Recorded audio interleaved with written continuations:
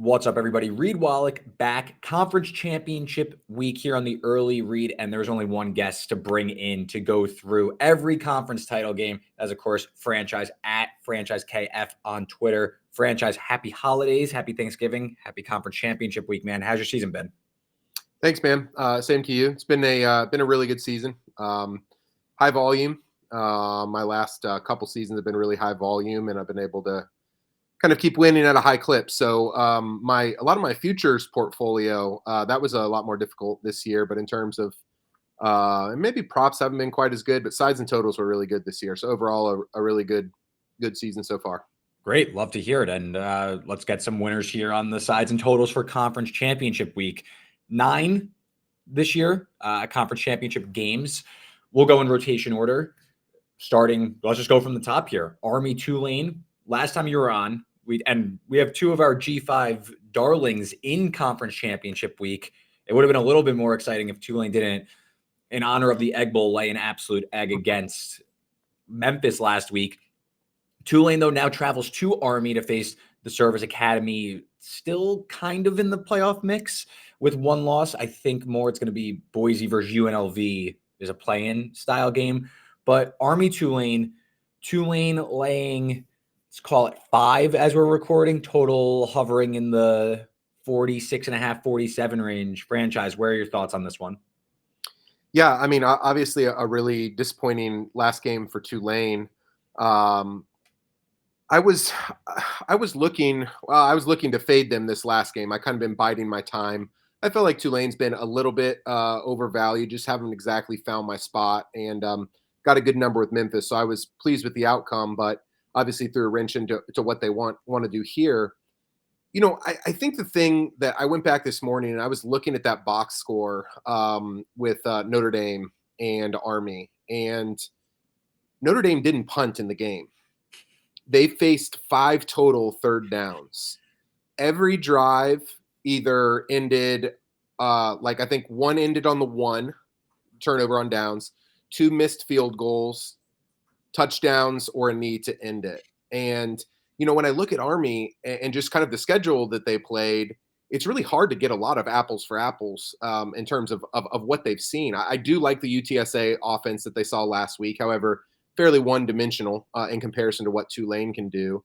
I think I wanted to like Army in the game. I think my concern is I don't love the speed at the back end of a lot of Service Academy teams, and they're just going to be smaller in the trenches. So, I mean, I think there's a scenario in which they kind of get bullied around a little bit on this. And, you know, when you look at Tulane's profile, I mean, it's pretty pristine on both sides. So I think I wanted to like Army. I kind of have vacillated a little bit on the total, gone back and forth. I don't know that it's a game that I have a really strong opinion on. Have you seen the weather? I looked at it a little bit, and it didn't look as bad as it could be. But I mean, it's definitely going to be a lot colder for a bunch of Louisiana boys. Absolutely. I land on, well, first, I guess we're at the time of the year we need to disclose where our interests are in terms of like if I'm going to make a bet or not. I have Tulane from preseason to win the AAC, so I feel comfortable with them winning this game. So where I go back, and all your points I think are in a similar idea of what I'm thinking. What really stands out to me, though, is you want Army, I would say at this point in the season and when Tulane played Navy, Army's definitely ahead of where Navy is or was at that point. But Tulane absolutely eviscerated Navy in that game. I think it was 35-0 final. It really wasn't competitive whatsoever in the entire game. And I think that just goes to show you that not that Tulane is anywhere near Notre Dame, but in terms of like speed on the defensive line, they can set the edge and kind of blow up what Army wants to do. And what Tulane really wants to do is they want to hit explosive with Hughes in the run game. And also Mensa has just an absolute rocket for an arm. And I feel like they are bound to hit at least 2 or 3 downfield shots, which if you watch that Thanksgiving game against Memphis, Tulane hit more than enough deep shots to even stay competitive in that game. They had 2 fumbles inside the 10-yard line on those deep shots. So I think Tulane has a pretty clear edge, and the market's telling you that. I also, Summerall, if he's not talking to other teams about coaching jobs, he's shut down Army the last 2 years Just last year, Troy 19-0 against Army. I know Army's obviously better than this year or than last year's version, but I think there's a lot of avenues for Tulane to get ahead in this one and, if needed, hit the explosive plays. One concern, I guess, is maybe was that a bad omen for how this game is going to go, that Tulane kind of seemed a bit unprepared, not unprepared, but lack the juice for a home primetime game on Thanksgiving.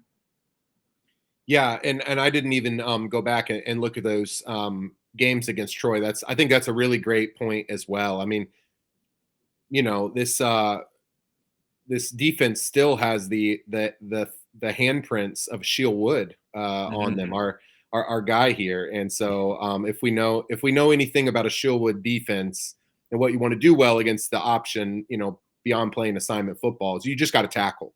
You got to get the first guy to the ground. You got to be able to tackle in space. So, yeah, I don't have a bet on the game at current. I have a general philosophy when an option team is involved. I dislike playing props as well. It's just there's so much about their games that are sort of difficult to quantify. So for me, I wish I had more. I would lean towards Tulane, but I do think, with us recording this early in the week, if you're waiting a little bit, I would be sure that forecast looks okay, because I do believe West Point's there along some water as well, so you can kind of get some of the nasty weather stuff going up there. I mean, I do think it is a worthwhile point that, like, Louisiana doesn't really deal with a lot of weather like they're going to see here. So I guess I would have a lean to Tulane.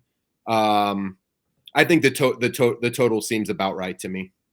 Yeah, I would agree. Also, Tulane isn't necessarily in a rush to play, so you could really see limited possessions from like a prop standpoint or anything like that. Like, it's funny because I ended up on the Army UTSA over last week because I went back and remembered anecdotally about last year these two teams played, and Frank Harris was out in that game, and I had like the number plummeted throughout the week.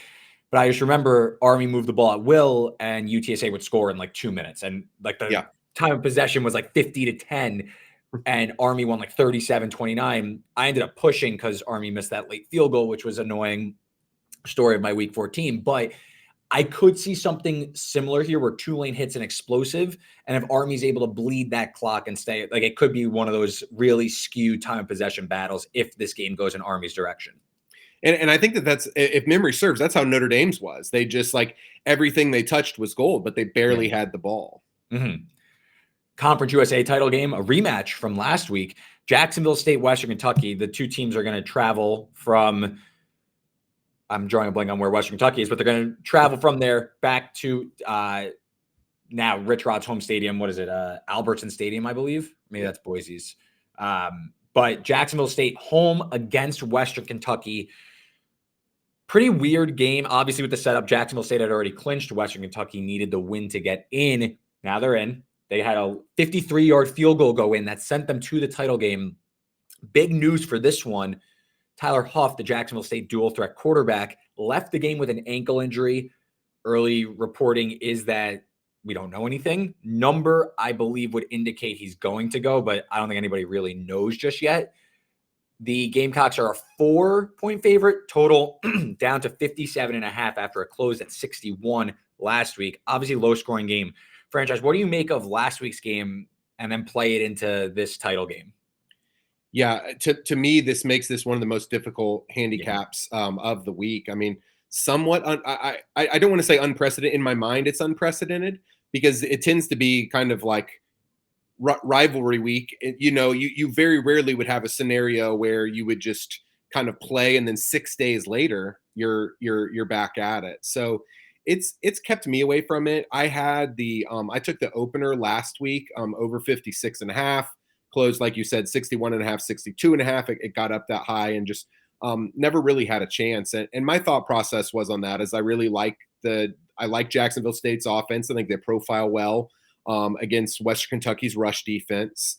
And I mean, my opinion of the Jacksonville State secondary is about as bad as it gets. I mean, if you can throw a slant on Jacksonville State, you can pick up 20 whenever you want it. But for whatever reason, and I can't put my finger on it because I don't really watch a lot of Western Kentucky football, but like sort of the bottoms have sort of fallen out a bit for them, over the last few weeks. Some just really kind of inexplicable results. I mean, not a team playing well down the stretch at all. Um, I do think I feel confident saying Huff will go. And if you remember, he's kind of battled some of this ankle stuff off and on throughout the year. And there aren't going to be probably prop numbers on him or anything. And I don't remember the exact game where it was, but I actually went under when he was dealing with another ankle in a similar spot. This would have been middle of the year. I could look up when it was. I went under on his props thinking, oh, they're just going to, feed Stewart, and Rich Rod still ran him plenty. And I think it actually ended up being such a blowout. They pulled him out and brought in Smothers, but I almost lost. And so I just think that I think that he will go. I do think it's going to be, again, a high volume game for Stewart. Tough for me to call it. I actually think, even though I took the over last week and the numbers down, I actually may have a little bit of an underlean just because of how the last one played out. I don't know. It's not one that I have a ton of interest in getting involved with at this point. Yeah, this is the one where I like to write down like leans, like the night before Saturday night. I just write down like gut thoughts, like before any numbers come in or anything, just kind of like where I'm leaning and stuff. And this is one where I literally just wrote like question mark, because you now have the Huff injury. Part of me thinks maybe because was Jacksonville State holding some back because the game didn't mean a lot? And then does this game get really loose? Because we're talking total 4 points down 1 week after the last market closed. Obviously, it's impacted by the 1917 victory for Western Kentucky. So, like, part of me thinks, like, go back to the well, but I also don't think it's that necessary to get involved in this game with so many question marks, because why I like the over initially last week was Western Kentucky, all they want to do is pass, and Velkamp kind of moved the ball here on Jacksonville State. It was more like red zone ineptitude than anything.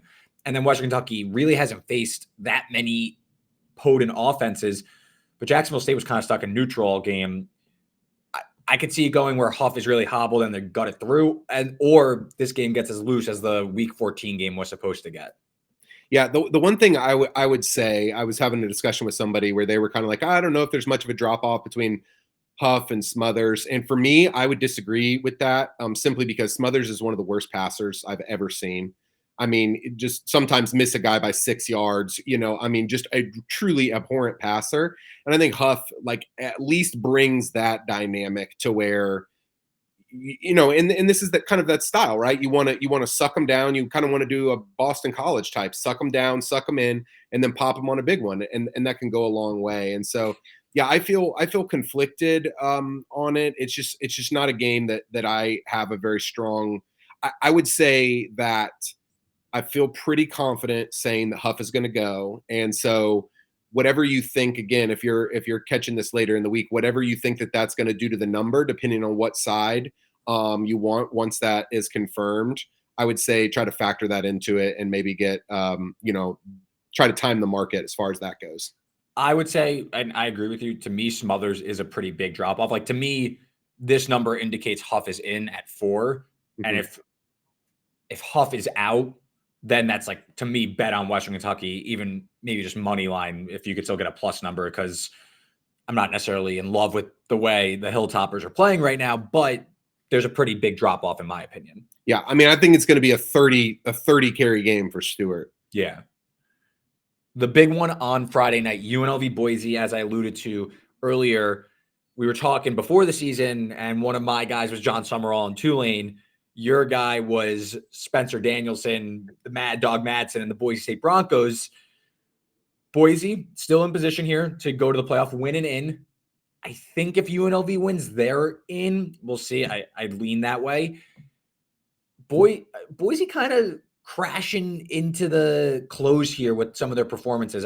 And I've thought this for a while, and I just haven't, I think, acted on it as much as I'd like to. But Boise is home here. I'm curious your thoughts here, franchise, on this one, with Boise laying 4 against UNLV, who I think you could argue is quietly not playing its finest ball either. I'm not super impressed with how their defense has looked of late. Total 58.5. Yeah, I would agree with that. I don't think either of them are playing. This would have been middle of the season, early in the season. You're kind of like, man, this is incredible. Again, just from a future disclosure standpoint, I have Boise to win the Mountain West. I have Boise to make the playoff, and then I actually ended up adding when Putzelson decided to go with Madsen.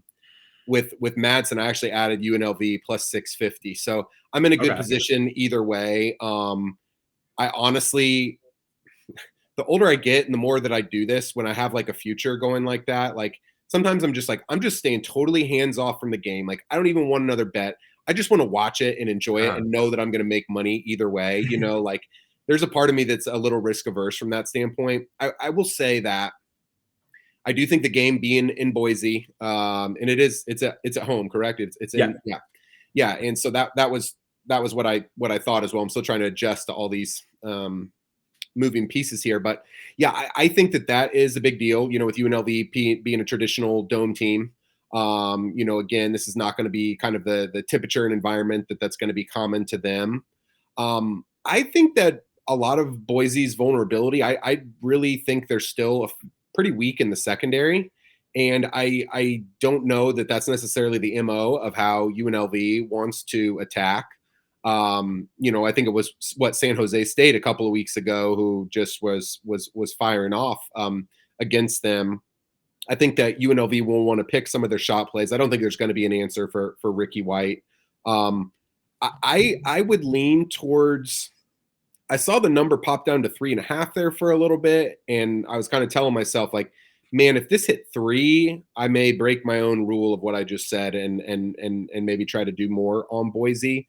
As far as the total goes, um, if you go back to their game earlier in the season, what was there? 53 scored in that one. Do you remember? Is that like 29-24, if memory serves, something like that?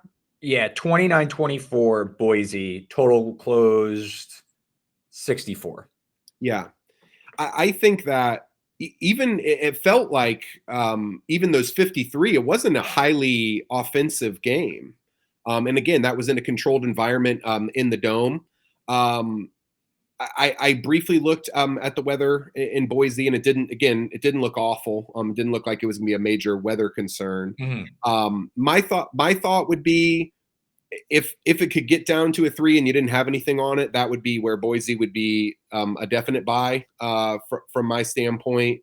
But I think the total seems pretty appropriate from my estimation. Like I don't know that either offense has this glaring advantage, and it's probably not going to be a super fast Yeah. pace game where Boise's going to really.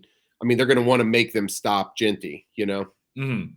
I agree with you because I had UNLV in the first meeting. I took them +4. I think they closed 4.5, and they obviously didn't cover, but game was tight. I think UNLV had a greater than 50% post game win expectancy. But this feels like a pretty big adjustment down on Boise. And I don't really like Boise all that much, but this feels like a pretty big overreaction to what's been going on, given what the spread was a month ago. And that I'm not necessarily like, oh, well, UNLV's peaking right now. They're in great shape to close the gap here. So part of me wonders if Boise, given how easy their schedule's been, it's been kind of in cruise control. I know they've had some injuries on the defensive side of the ball, but I just wonder if this has been kind of, hey, these games don't matter. We're playing Nevada, we're laying 24. Wyoming, we're laying 21. San Jose was a close call. Oregon State, they never were in danger of losing, really.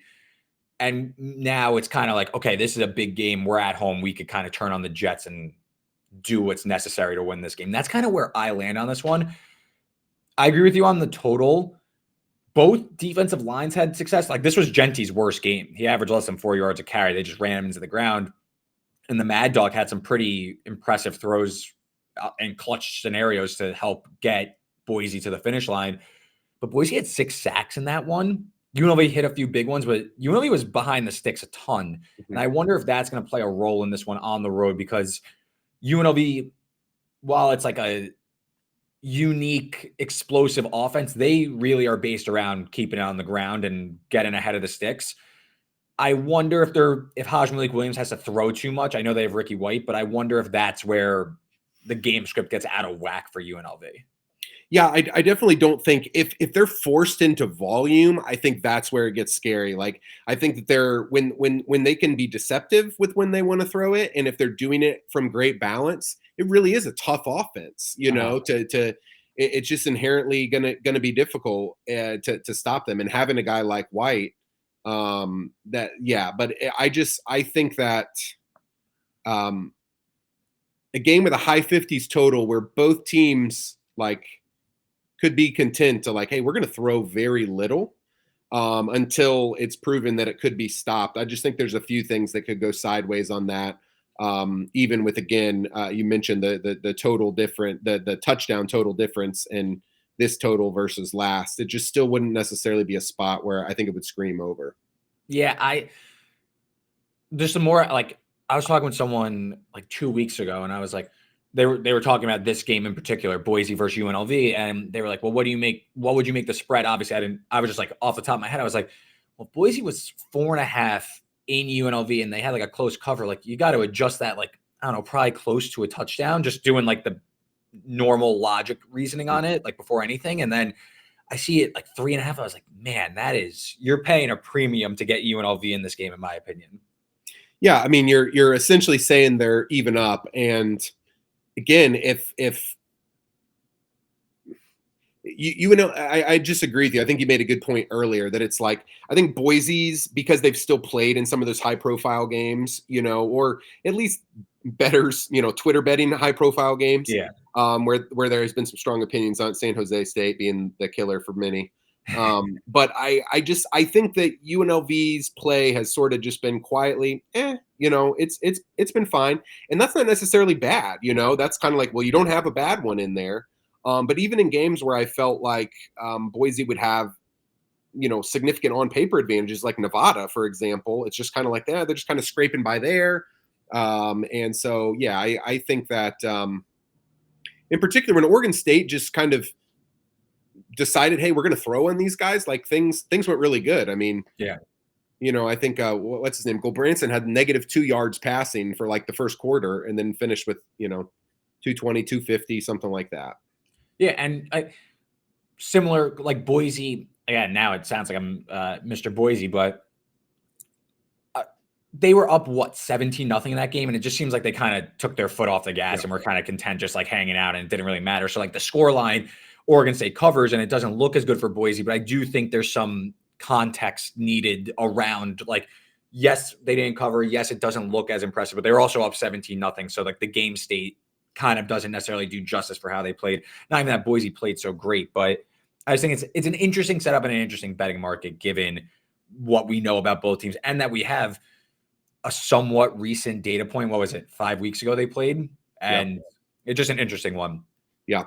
Before we move on to the Saturday slate of games, let me tell you about today's sponsor. That is Rithmm. Rithmm does AI-generated sports betting modeling. You hear all about making numbers. You hear all about winning bets. Do it on Rithmm. Sleek new app, hundreds of different inputs across all sports. You want to get in and learn how to model on sports? Make sure to sign up with Rithmm today using the link in the podcast description below. So let's move on to Saturday now, where we have a more traditional slate. We're going to follow some of the bigger games on the card, all Power 4 games on Saturday. Let's start in Jerry World. Iowa State versus Arizona State. The Sun Devils laying about 2.5, total 50.5. Arizona State, one of the best stories in college football in my opinion. Kenny Dillingham doing a great job there. Cam Scatabo, Sam Levitt, really dynamic offense, and a sneaky, devastating defensive line. Taking on Iowa State team that started out 8-0, kind of skidded through November, lose 2 straight, escape Utah with a win, hang on to beat Kansas State last week. Now into the Big 12 title game. I have some long shot Arizona State tickets to win the Big 12, so I will be rooting them home. Franchise, where do you sit on this game? Yeah, I have a little bit of exposure to Iowa State in this one in the futures.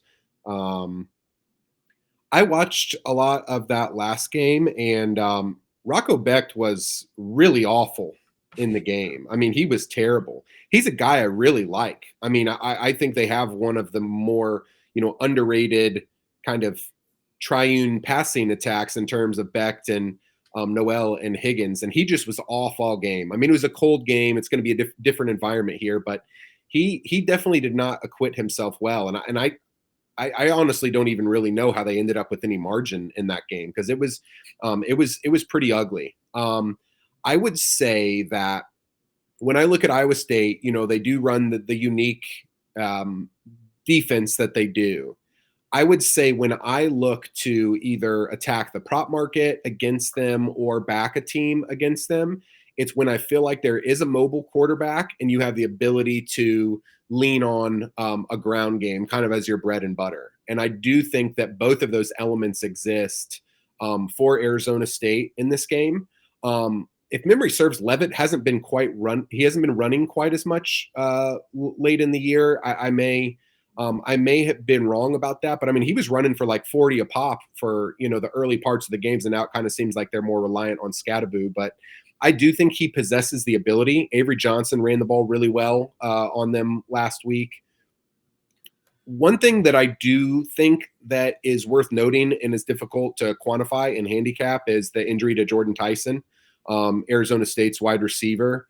I mean, he has been just such a stud for them, and huge credit to Hines Ward. Hines Ward's their wide receiver coach, which I think is pretty cool to see him get into coaching and done the job he's done with that group.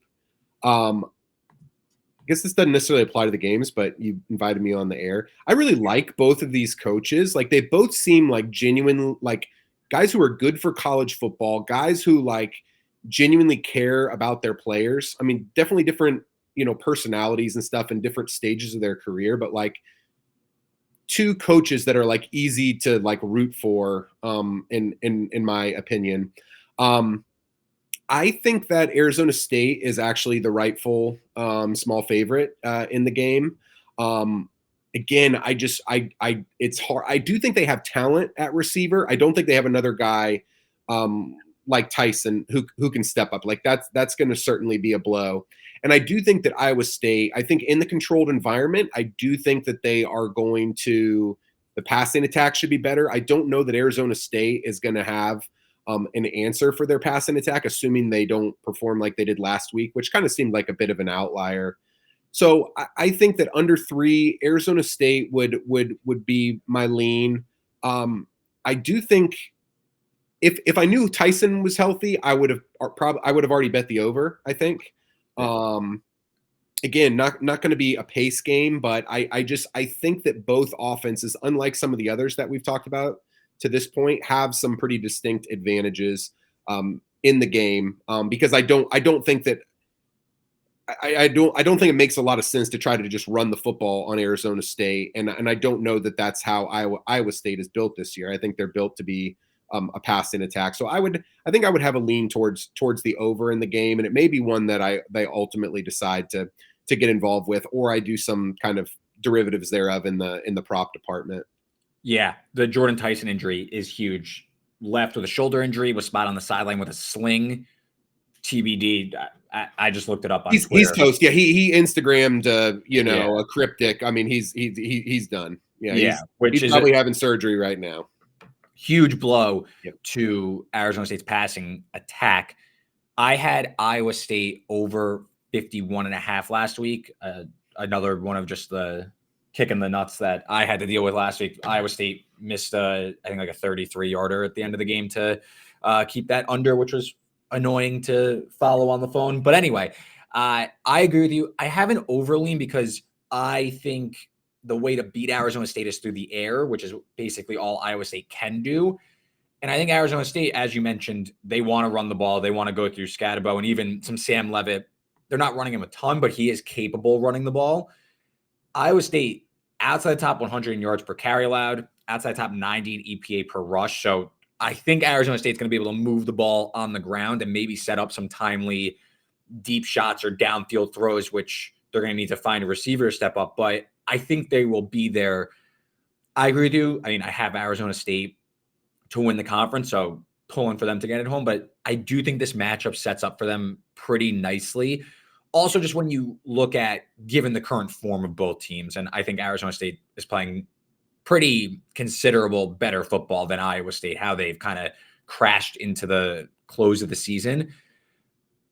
I would say Iowa State, bad tackling unit, outside top 120 in tackling. So there can be explosives. Again, kind of lends itself to an over bet, in my opinion.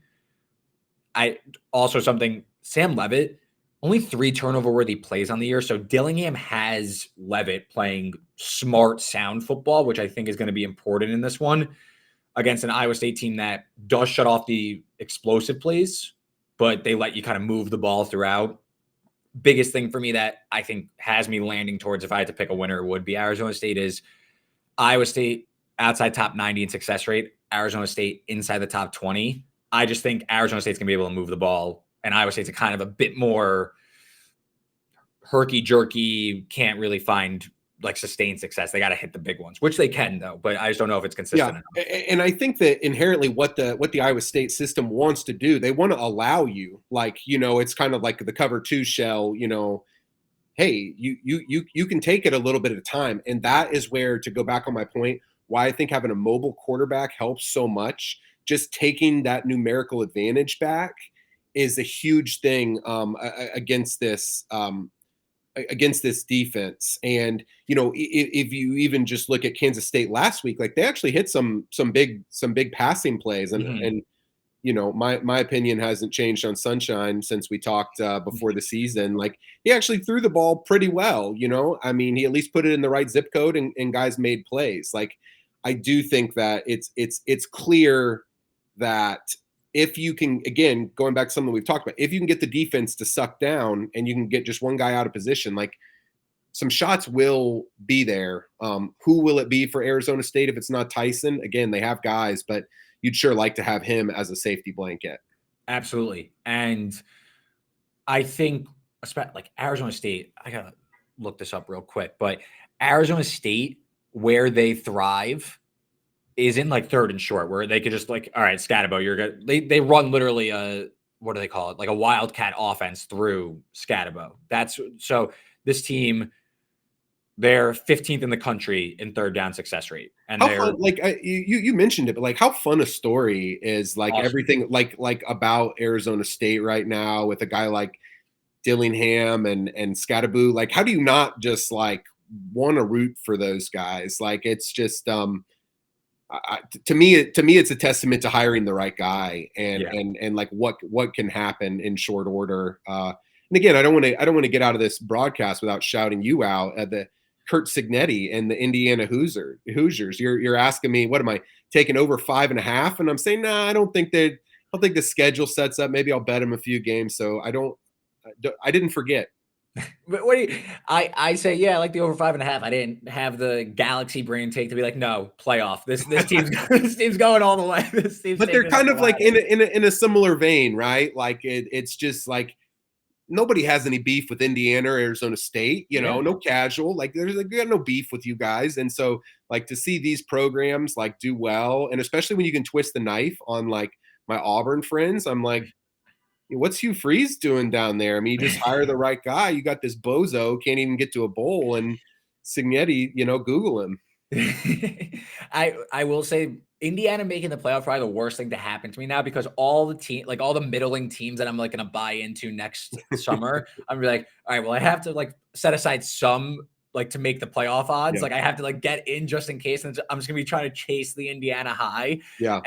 But no, I completely agree. Same thing with Arizona State though. This team was win total 4.5, 5.5, and they're 75-1 now or 75-1 to win the Big 12. They're now favored in the game. Yeah. Pretty crazy to think about. Yeah. Hey, and another thing to pat us both on the back, if you remember, we talked at the beginning of the year that if you're buying conference odds, buy the chaos in the Big 12. Yep. Now, I mentioned that I had Iowa State then. We didn't touch on Arizona State because, again, they didn't seem – maybe we did. Maybe actually, well, yeah, we'll just say we both recommended that. But, yeah, I do think that we said distinctly, like Utah and Kansas State, kind of some flaws in their being priced like they're like that was the right conference to buy, because I mean, gosh, can you imagine if it was BYU, Arizona, or Colorado and what was Yeah. available there? Not a, middle price tier. I think I have like 11-1 on Iowa State or something like that. But I think that was definitely the right conference to buy the chaos, and that could very well continue in the future. Well, I even said when we were talking Big 12, I was like, I don't have anybody right now. I'm just going to wait and see how this comes up. I bet Arizona State to win the Big 12 before the Utah game, mainly on the basis that I didn't know if Cam Rising was going to play, and they were like a 6-point underdog. I was like, all right, well, if they win this game, they're right back in the driver's seat to go to the conference. So I'm just going to buy low now. And now we're here. I didn't see a rocket ship like this. So the chaos will, I think, continue in like this era of college football. Maybe like only in the Big 12, but like I think you could see a lot of these surprising stories come up more and more with the transfer portal, with the NIL, everything happening. I think year to year volatility is going to continue. Less juice than the Big 12 title game, but still some intrigue. Ohio versus Miami, Ohio. Talk about a team no one saw coming. Miami, Ohio trying to be the first MAC team to go back-to-back since 2011, 2012, Northern Illinois. Miami, Ohio beat Ohio about a month and a half ago, 130-20 at home. They're now a small favorite, 2.5, total of 44.5 franchise. Any thoughts here? Before we do that, I'm a terrible guest. Don't edit this out. Are you, just philosophically, are you gonna grab any, like with the 75-1 position, are you gonna grab any Iowa State? Like how are you gonna handle that in terms of portfolio management?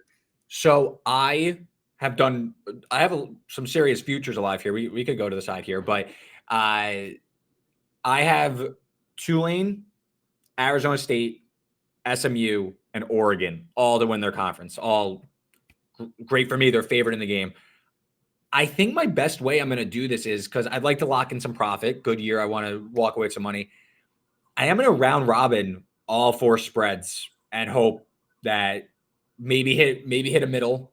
If I go 2-2, still going to come out ahead with the plus money on all these, and take away some profit. I think that usually, depending on where the future's at, it depends. But I think for this one, with having 4, especially as underdogs and some key numbers also captured, I think I'm just going to try and bundle them all together and just to cover myself. I think that's the best way to do it. Yeah, that's an interesting philosophy. Yeah, thanks. All right, back to the MAC. I'll go first on this one. I find myself leaning Miami, Ohio.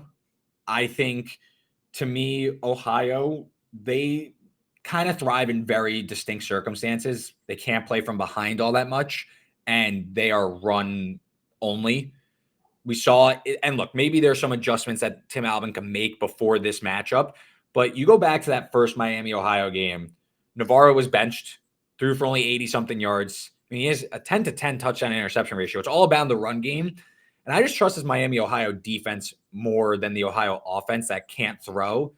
And you see Miami, Ohio, I think they seem to do this right for a team that doesn't really have college football playoff aspirations, even if they win their league. They schedule hard in the non-conference, and I think it almost depresses them a little bit. Brett Gabbert's come on strong, throws a few picks, but I think has a lively arm and can move the ball through the air. And we've seen, I'm going to butcher his name, but Mazi, the running back, has really come on. He had over 100 in the first matchup against Ohio. So inside of 3, and it's a low total, only 44.5. Maybe it's like a cheap money line on Miami, Ohio. I have neither team, so I'm kind of going into this game with an open mind. But I think this one needs to be, it's maybe accurately priced, but I just think the matchup sets so well for the Red Hawks. Yeah, I think that it's like a hard game to handicap because they're both at the same time impressive programs for like their stability and equally disgusting programs. like everything that I dislike about this rock fight era of college football. And I say that as an Alabama fan who, we did the boa constrictor for a long time to great success, but like, at least we had some dudes with juice out there. We had some future pros out there. I don't know. I think that I would say I think that I probably think a little bit higher of Navarro as a passer than you do. Like, I don't know that his limitations are as much like inherent with him as like just the style, like just Fair. this plug and play style. And he actually got benched twice this year, and definitely in that game. But like I do think that he has played better. I would say though, I think that from a consistency standpoint, I think Miami, Ohio, like they're just more consistent. So it is a little bit easier to trust them. Um, I do wonder if Ohio's not going to take a little bit more of a, hey, let's maybe try to break tendency a little bit and go to the air. They have 1,000. That kid got 1,000 yards for him, didn't he? Coleman Owens, something like that. Correct me if I'm wrong. I was going to bring him up. He was curious where he's lined player props because obviously like low total. Yeah, but Navarro pretty much only exclusively looks his way. He's a really good receiver. Yeah, if he hits the portal or something. Yeah, he would be a guy that I'm with you that I haven't seen a number on that, like when that comes, especially again inside in the controlled environment, fast track, that I could see having some value on some vertical shots. Not a game that I've taken anything on. I personally like couldn't take a low. It would be very hard for me to take a low 40s under like in any college football. Like just too much squirrely stuff can go wrong. That's a hard sell for me, especially again in an indoor environment when we haven't had a terrible year in terms of weather and MAC, but having a temperature controlled environment and everything on the fast track. I do think that low scoring Miami a small favorite. Like I don't have any discrepancies with that. Yeah. Also for taking an under that's this low, both defenses, I think, have the edge, even though Miami, Ohio moved it pretty good on Ohio in the first matchup. Like Gabbert, he's not flawless. He makes his own mistakes. Like short field defensive score, like is not out of the realm with how both quarterbacks have been a little loose with the ball at times. So that's something to keep in mind as well with a low total. Chuck Martin, one thing about Chuck Martin though, like you just like look at him and just like how he's dressed and everything. Like it's no surprise that they're like the most conservative program. Like, cause I feel like if he's like, if the defense is playing well and they're, 4th and 3 on the 38, I'll punt. No problem. Like, and then. Well, they also lost their Grozer Award kicker from last year too. So they definitely a big drop off kicking the ball as well. And let the record show there was zero tampering there, contrary to reports. That was all above board. Going to your country, Georgia, Texas, in a rivalry renewed of SEC stalwarts here. Second time meeting. Georgia, just really tough nut to crack. I think maybe not a tough nut to crack, but just like, are they turning a corner? Or are they not? Can they stop the run? Can they not? Just really weird year, I think, for the Bulldogs. They take on Texas, who, impressive win on the road against A&M. Obviously, Georgia had the close call against Georgia Tech on Friday night. Rematch, Georgia pretty much dominated Texas in the first game in Austin. Franchise, what are your thoughts on this one? We got Texas, a small favorite, 2.5 juice that way, total of, let's call it the circa 48.5. I took Texas -1 at open. Mm-hmm. And if you'll give me a little bit of, maybe I can lay out a roadmap for why I think that taking Texas under 3, why I would advise it. Well, first of all, I think Georgia stinks. Relative, not a tough nut to crack. Yeah, and of course, right? Like, yeah, they're a top relative to the Georgia that we've come to expect. Yeah. Like that's the caveat. Like, are they a top 10 team? Yeah, but like they're just this is not an impressive Georgia team to me relative to what we come to expect from them. Again, I don't think that they're playing good football at all. They absolutely should have lost last week to a very currently limited Georgia Tech team that had second and third stringers at every DB position. Haynes King can barely throw. Like they got whipped, and found a way to get there. The other thing that I like about this, and this is the path that I think will potentially be more actionable than anything that I've shared on why I would recommend taking Texas. If you look at Georgia's starts They are a very slow starting team. And if it's not clear that I raw dog these episodes, let me just say that I do. This is the only area where I wrote anything down. So I went through and I did, I'll give some data here. So this is first quarter points, okay? So for the year, Georgia averages 3.7 first quarter points. That ranks 106th nationally. First quarter defensive points, they give up 5.5, which ranks 71st nationally. Okay. So they trail on average by 2 points at the end of every first quarter. Okay. So we look at Texas, first quarter points, 8.8. That's 10th nationally. Texas defensive points allowed first quarter, 1.4, third nationally. So they're about +5 in first quarters in a point per game basis, and Georgia's -2. So we've got an inherent advantage right there. So we'll drop to second quarter. Georgia, 8.8 points on offense in the second quarter, ranks 50th. Okay. Texas, 12.3 second quarter points per game, ranks 8th nationally.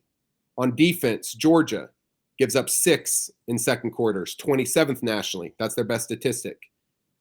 In Texas, 3.8 defensive points in second quarters, ranks 6th nationally. So let me just go over that again. Georgia, 106th, 71st, 50th, 27th. Texas, 10th, 3rd, 8th, 6th, all national numbers. So you're pretty much looking at, forgive me here, now I'm back to raw dogging it. We're looking at essentially the average Texas game is 21-5 at halftime. Okay. We're looking at Georgia and let's call it, we'll round up. We'll call it 13-12.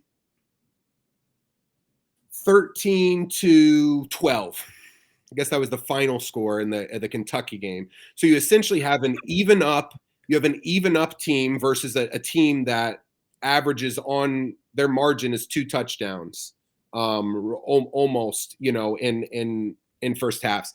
And there's probably a way better way to articulate that. That is not my strong suit, but I say all of that to say, if you look at Texas's last 4 games, do you know how many first half points they've allowed?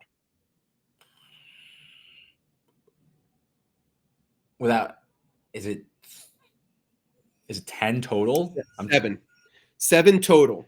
So they've held 3 opponents without scoring. These are all SEC opponents. Yep. 3 they've held scoreless, and they gave up, I think, 7 to Kentucky. Maybe there is what it was. Now it takes some luck there. Texas A&M gets down. You know what I'm saying? Like yeah. But all of that to say, if you look at how much of an outlier from what I just told you, the 23-0 halftime lead was in Austin, like that's from what I just told you, like it can't get any more bizarre than that. And it was a bizarro game. There was like 5 turnovers in the first 20 minutes of the game. From both sides. Both teams, like, yeah. And a lot of it was like Georgia throwing picks deep. Like, so it wasn't just one, like then both teams, like Georgia could have had more, theoretically. I would say when I look, well, let me finish that thought. So my thought is, if you take Texas under a 3, the data shows very clearly you are going to have an ability in a standalone game. There's going to be lots of live betting opportunities. The data says you're going to be able to open up a juicy window. So I don't think that it's a game where it's like, okay, I've got 2.5, then I take the 3.5. We're hoping it's going to be tight. Like, yeah. I would propose to you that a larger number is going to exist in the live market to where you could have a real bona fide shot, like at a really nice number. So that's a long-winded way for me to say I think an early Georgia investment makes sense. And as long as you're there and committed in the standalone game, then I think an opportunity is going to be able to exist for both. You mean early Texas investment? Sorry. Yes, that's what I meant. Yeah, let me be clear on that. Yeah, so yes, so Texas pregame will then lead to the opportunity. You're either going to be like, oh, I'm up 10-0, I'm feeling okay, and or you can decide, okay, I'm now going to have options for the next 45 minutes to decide what I want to do. Also, just to go off that, it sounds like you're saying Texas first half, Texas first quarter, like early Texas, and then like obviously window to middle or something, as opposed to just even full game. You could get an early bet in, and then you can figure out second half later on. to go with that theory, though, it checks out. Like, it passes your, all your numbers, which are not saying are wrong, but just in another way of framing it. You got Steve Sarkisian script against Mike Bobo's script. So you're getting a hot starting team that clearly has thrived in the scripted portion. I mean, Texas has kind of thrived all season, but you know what I'm saying? Like, Sark knows how to scheme this up. And I wonder, it's stupid to get too far into this, but I do wonder, Georgia, after an 8 overtime game, Carson Beck potentially dinged up in that game. It does feel like Texas might have a little bit more in the tank relative to Georgia. I know Georgia gets the extra day. I also think that this Quinn Ewers ankle injury may be the best thing to happen to Texas's title odds, because while he looked fine against A&M, this Arch Manning run package, I think now that it worked against A&M, they're going to start leaning more and more into it, and this might be a quarterback by committee into the playoffs, especially against Georgia. I think it's important because if you go through who has given Georgia trouble this year, it's the mobile quarterbacks. Yeah. It's Haynes King, who ran for like God knows what, and it's Jalen Milroe. So to me, I think Arch Manning is the X factor in this game. And going back to that first game, like, Ewers is not known for his mobility. He had the best running game I've ever seen from him last week. Go figure. He's on this hobbled ankle. Yeah. The guy's running like a maniac. I'm like, this is nuts. But I agree with that absolutely. And I would say that you have to have some mobility against the Georgia defense. If you are not willing to move, or you're not willing to, like, again, use both guys, that's a very dangerous recipe against Georgia. And it honestly hurt them because Sark didn't move Ewers at all in the first game. The tackles got beat up.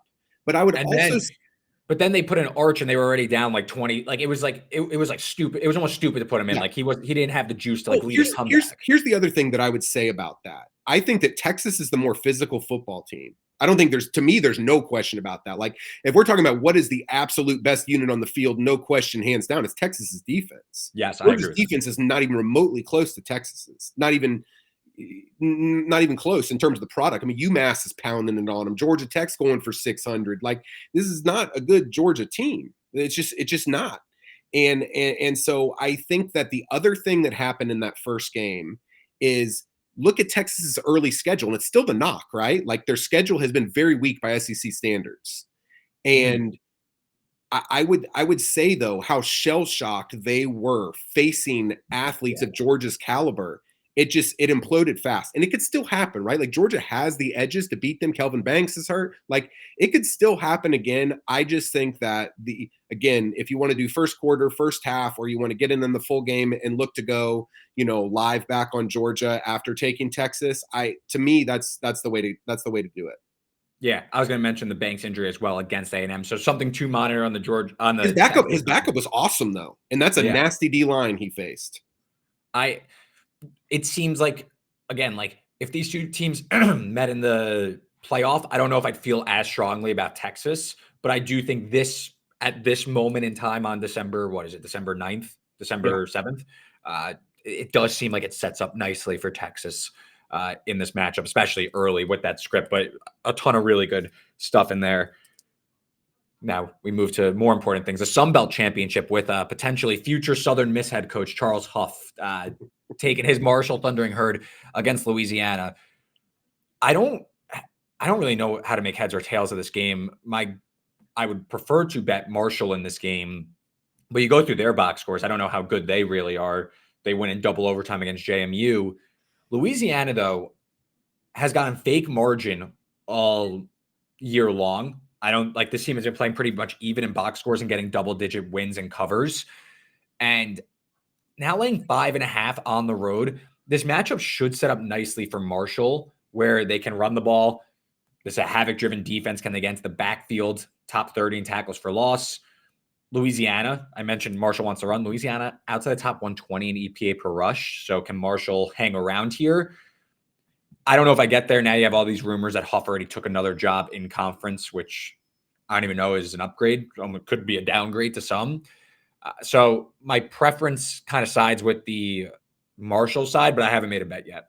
Yeah, to me, it's just a junk football game. Like, I don't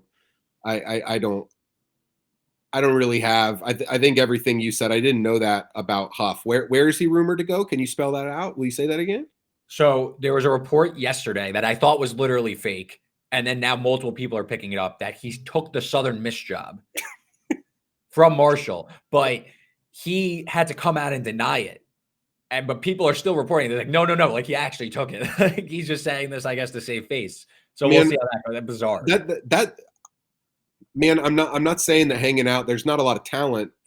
Just a quick car ride away up there. There's plenty down in Hattiesburg, but shoot, man, I figure Southern Miss might be close to shuttering a once proud football program. That's astounding to go to play in a conference. If that's true, to play in a conference championship game and then go to a bottom 5 worst team in the nation this year, like, man, I'm so shook that I don't even know that I can. I don't even know that I can continue. No, I don't have anything resourceful to add. I think both teams are largely junk. Like, I just don't think we're talking about 2 good football teams. If I were to say anything, I might look to fade both of them in bowl season if they play a non-Sun Belt team, if they get a decent matchup. Like, I don't know that. Not a game that I have much interest in. Yeah, especially with some of the other games on Saturday night, including Clemson-SMU. Clemson falls backwards into the ACC title game, somehow still alive for the playoff, despite being, which continues to be a pretty mid program for the last few years. They take on SMU that I mentioned before. I have them to win the ACC from before the season. They've been on a rocket ship since going to Kevin Jennings. Franchise, what are your thoughts here? I took I happened to be up real late, and Circa opened SMU at +3, and so I thankfully my guys out in the desert were out there, so I'm probably the one person in America that will hold an SMU +3. So I just think that the matchup is pretty strong from them. Again, if we're zeroing in on what is the no-nonsense best unit on the field, it's the SMU rush defense. I think that is the one nails operation. I think that both offenses are very reliant on big plays. I think that if we saw one thing last week, that if you have some escapability in your quarterback, like we saw with Sellers, like Jennings has a little bit of that to his game. He's a more evolved passer than Sellers is, but like, I use the word to describe when I write up Jennings a lot of week, like wizardry. Like you got him, because I don't think the offensive line is great, but I do think he has the ability, and they have the guys, even though they're down a couple guys at receiver, to hit some vertical shots. I think that Garrett Riley and Clemson wisely had a plan last week to try to take advantage of the man coverage that South Carolina plays, and they tried to just quick out but vertical shots, just get it out, get it up to avoid the pass rush and to try to take advantage of that. It's just a riskier game to play. I think that Maffa has not been good the last few games, and I think that it's going to be Clemson's just going to be a bit more limited on offense to an SMU run game that's, again, they're going to be very reliant on big plays as well. I think you want to get Smith the ball in space more than you want to pound him between the tackles. I'd look to throw the ball to Smith. I think it's a game where I don't think that SMU should ever get up to a 3-point favorite. I think that them being around a pick to a small favorite is appropriate, even though they're not as seasoned. Like, it is scary to kind of go against a Clemson team that's been here, but I think this Clemson team's junk relative to what we've expected, in the same way that I talk about Georgia. Like, it's just not a great Clemson team. And I think that we saw their defensive line play with an effort that we haven't seen much from them, but this just isn't a very good trench team from their standpoint. And that's something they've gotten by on. So I do think there's going to be a lot of big plays. I have both the over 53.5 and I have the over 53.5, under 58.5. So I'm hoping it plays out. It's going to be a high tempo game. I think if I were going to lean to anything, even after Clemson's weird game last week, I would have an overlean just from a pace standpoint. There's going to be a lot of snaps. Yeah. It is going to be outdoors, which is unlike some of these others, which doesn't help an over. Probably going to be a little bit chilly, but I just think SMU is a little bit more dangerous on offense, and I think that they can make Clemson really one-dimensional, where you can run on Clemson. So going into last week, I was concerned about Clemson's ability to handle like an elite defensive line, and if you go through like when Clemson's played I mean, we talk about SMU's easy strength of schedule. Clemson's, anytime they played a good team, they've lost. Yep. So I don't know what to tell you, but they play Pitt, they play Louisville, they play Georgia. All games they failed to break 5 yards per play. They struggled completely. Klubnik couldn't do anything. The offensive line completely cratered. Last week against South Carolina, they did get over the 5-yard threshold. They averaged about 6 yards per play, about, above average for a normal game, but no explosive plays really. They really just aren't explosive at all. They built up these explosive play numbers by playing junk teams. Yep. App State and like those crazy games early in the year. Yeah, exactly. So I don't really buy it. Where SMU, yes, they've played a relatively easy schedule, but maybe this is just eye test, but they are more explosive. No question. They just are. I could see it. It's pretty obvious, and especially with Jennings. And this Clemson defensive line is good, but the rush D is super leaky, and I think Smith could have a big day. That was a prop I had jotted down. Again, no number available, but that was just something in my head that I think he could hit a few big ones in this game. Clemson, 126 in explosive rush defense allowed and 96 in EPA per rush. And we saw Sellers hit a few big ones. I know that's a quarterback, but it's more just a credit to their inability to wrap up and kind of stop some chunk plays. So I'm rooting for SMU, obviously, with investment already. Like, could Clemson win? Absolutely. Maybe this is one where I guess like the overall pedigree of the program shines, but I don't know. The way this team has lost some of these games, I do think when they face a team of like-minded talent or like talent, they actually struggle because they lose on the margins when it comes to special teams. They lose on the margins because I don't think their quarterback is all that great. And again, this defense overall against an easy schedule hasn't really shown up. They're 60th in yards per play. Yeah. So SMU has done much better against, if they're both playing easy schedules, SMU has looked far more the part. I would say that if it goes bad for SMU, I would say that more than likely, I still think there's some vulnerabilities in the SMU secondary. I don't know. I do think that some of their schedule has kind of buried that a little bit, where I do think those things exist. I do think they have like that one pass rusher who's a real menace. That like he helps them a lot, because I do think in particular, maybe even like and again, this is just anecdotal. I do think probably the slot, or maybe even Brenning Stool at tight end, like if you're looking props. Antonio Williams went to the injury tent twice last week, so he's good. I like Williams is good. Yeah, and he would be a guy that I would look at from a prop standpoint, but he got hurt twice. If he's healthy, he would be a guy that I'd look at, or maybe Brenning Stool, because I do think maybe like if you're getting a safety lined up on that, there could be some opportunities there for the interior pass catchers for Clemson in the game to have some success, because I still think that SMU's secondary is kind of hidden a little bit. Yeah, no, absolutely. And again, just SMU's defense, you mentioned the rush defense, allowing less than 3 yards per carry. Now, again, legit nasty. Yeah, I mean, they haven't faced Phil Maffa, but Phil Maffa's kind of teetered off as the season's gone on. I mean, they've kind of ran him into the ground, in my opinion. Yeah. And then the final game of conference championship weekend, kind of a surprise after Ohio State has nothing to do with the game we're going to talk about, but I think Ohio State, Michigan was, relative to expectation, the worst performance a team has put on this season, all things considered. But we don't need to get completely off topic. But Penn State taking on Oregon. Oregon, a 3.5-point favorite, total 49.5. Oregon, the lone unbeaten team left, trying to close the door on that. They get Big Game Janes and the Nittany Lions. Franchise, any thoughts here?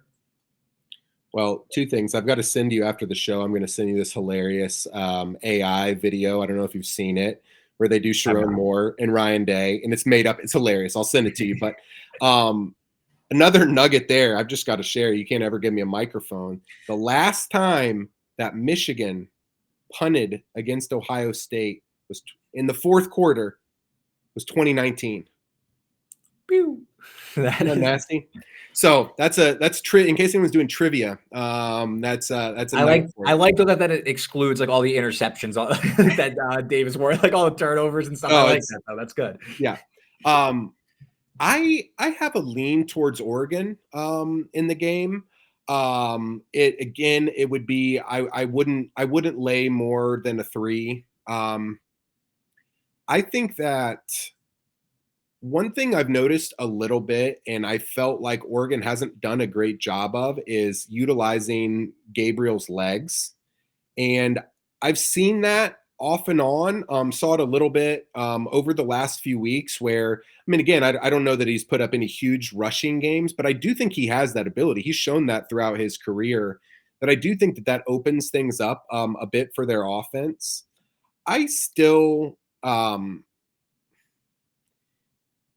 I like Kotelnicki. I like, you know, some of the Penn State weapons.